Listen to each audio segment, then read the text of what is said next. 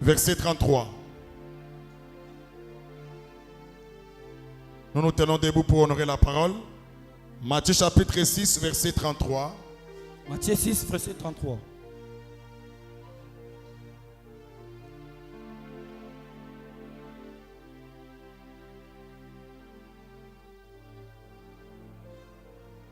Cherchez premièrement le royaume et la justice de Dieu,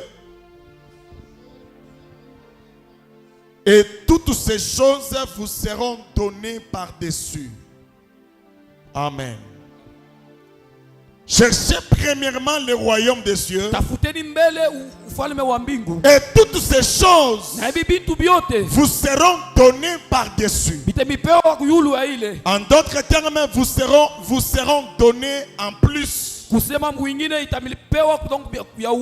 d'autres termes, vous sera donné après.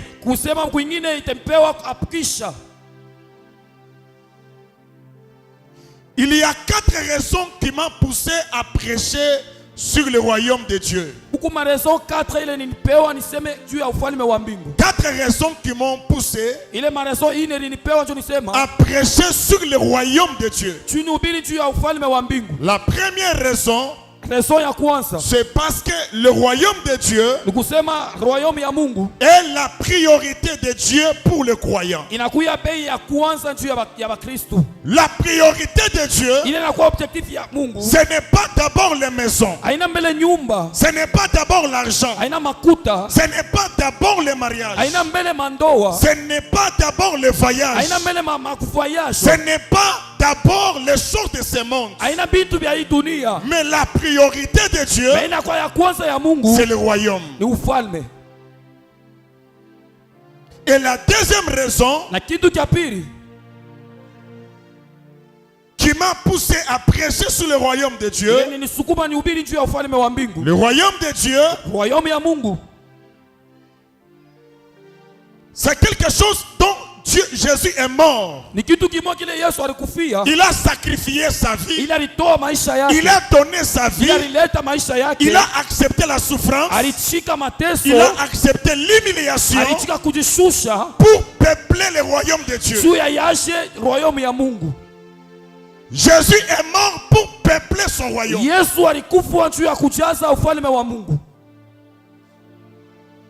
Il a accepté la souffrance. Il a accepté l'humiliation pour peupler son royaume.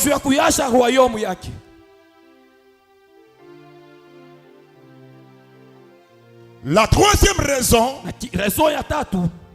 c'est parce que le royaume de Dieu, c'est une réalité et une finalité spirituelle pour tous les croyants.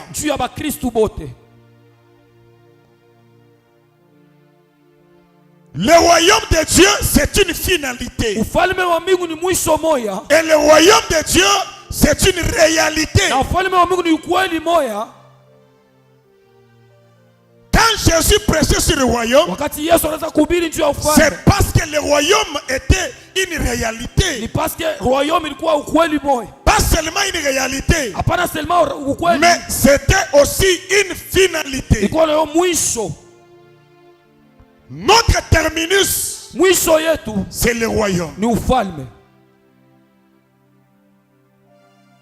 Nous sommes sur la terre comme des passagers. Nous sommes sur la terre comme des pèlerins. Et après nous quitterons la terre. Mais notre finalité, c'est le royaume.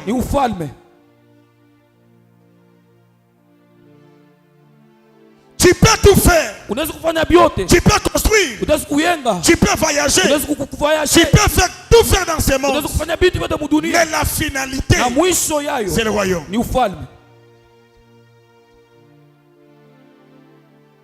C'est pourquoi le royaume, pour Jésus, était la priorité. Pendant ces 3 ans de ministère, il a prêché que sur le royaume. Tout ce que Jésus prêchait était centré sur le royaume. Et il était venu sur la terre pour nous faire entrer dans le royaume.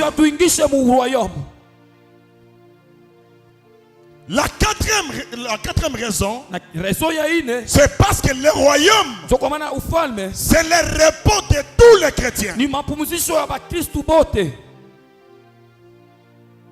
Le repos de tous les chrétiens.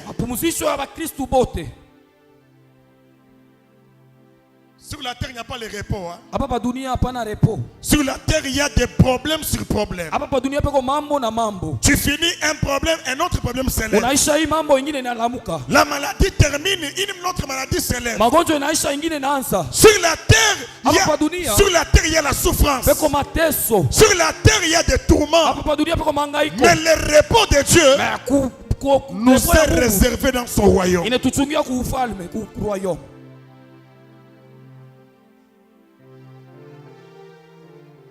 C'est pourquoi nous devons chercher le royaume. Continuons à chercher le royaume. Et nous allons découvrir comment chercher le royaume. Alléluia. Amen. Et nous ne pouvons pas parler du royaume si on ne commence pas d'abord à parler du propriétaire du royaume.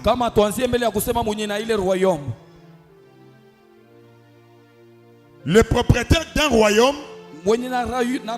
c'est le roi. Alléluia. Amen. Le propriétaire du royaume de Dieu, c'est le roi. Et ce roi-là, c'est Jésus. C'est Jésus qui est le roi. Il est le roi des rois. Il a son royaume. Et son royaume n'est pas de ce monde. Quand Jésus prêchait sur le royaume, il disait à ses disciples, et il disait à tout le monde, que mon royaume n'est pas de ce monde.